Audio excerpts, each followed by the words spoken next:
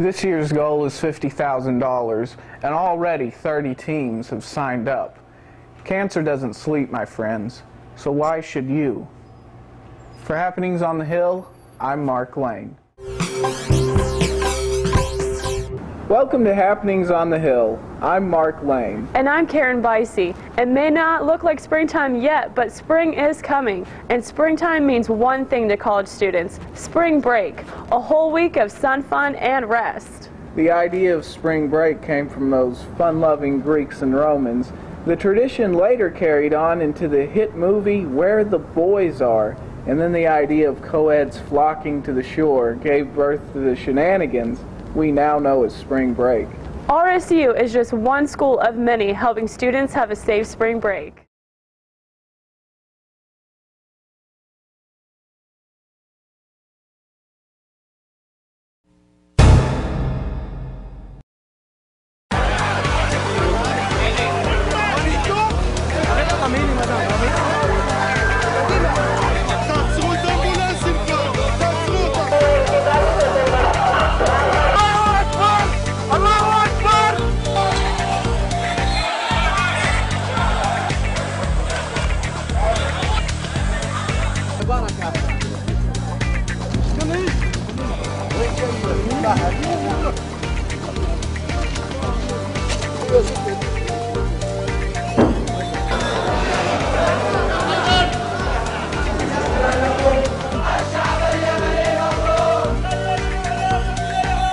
状況が今後長期にわたって継続をすることが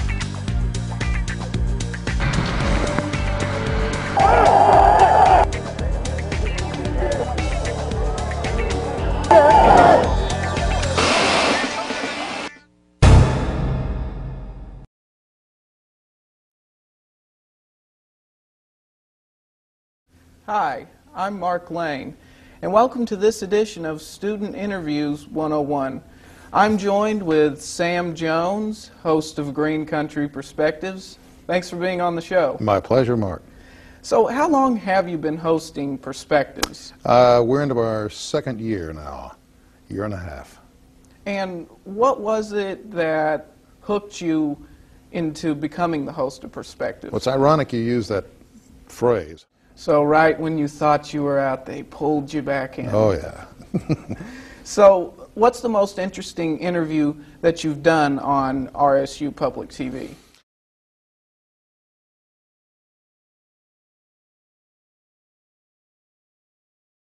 Well, I'm going to turn it over to Mark. Mark?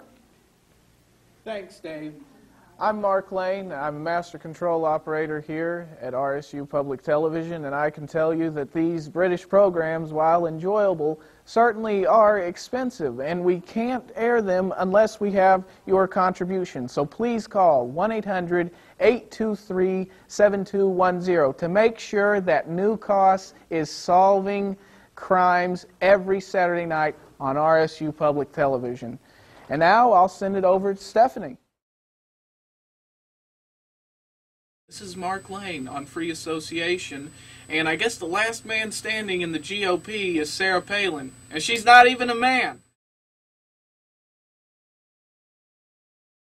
And finally, RSU Jazz Ensemble celebrates a century of jazz. Here's a sample. And you, Mark Lane, have a great spring break. And also with you. Thanks.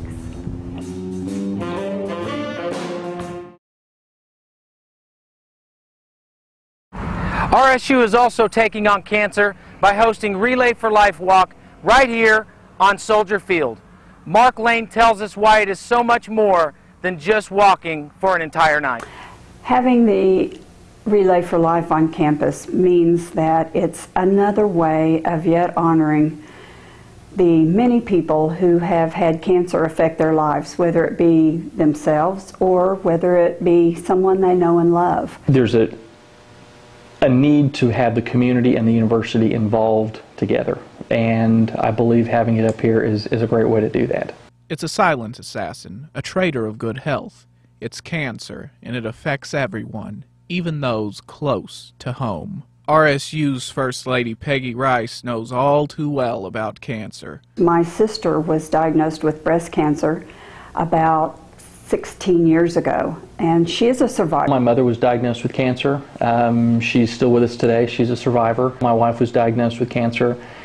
She is a survivor. This year's goal is $50,000, and already 30 teams have signed up. Cancer doesn't sleep, my friends, so why should you? For Happenings on the Hill, I'm Mark Lane.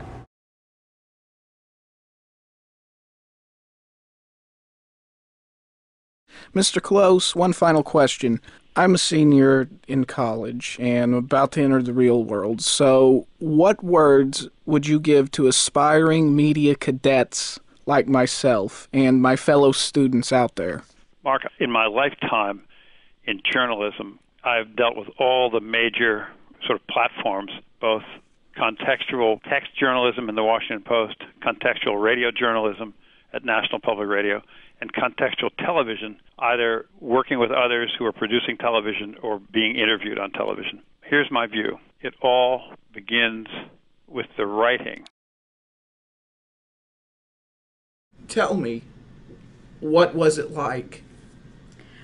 I was in Tokyo, as you said. I am the president of the U.S.-Japan Council and was leading a 13-member delegation of Japanese American leaders to Japan. I was just ready to exit a hotel to go to another meeting and was coming down the escalator and began to feel the rocking of the escalator. I grew up in Southern California, so I've been through earthquakes before. And so assumed that it would stop, and as I got down to the base of the escalator and decided to depart the front door of the hotel, it was continuing to rock. It was actually hard to walk, and so I was with another person who actually lives in Japan, and we stood against the side of the building. You could feel the building rock as well. And I asked the individual, is this a large earthquake? And the person said, I've never felt an earthquake like this in Japan. So I knew that it was quite extensive. It continued for several minutes.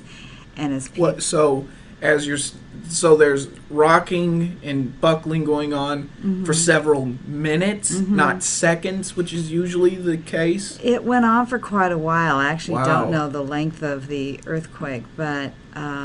as we looked up, we could see that the traffic had stopped.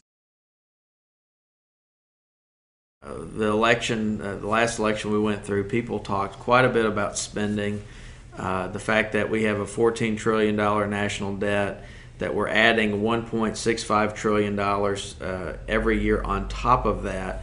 And so Republicans just took the House, and one of the bills that they came out with would cut about $61 billion in spending.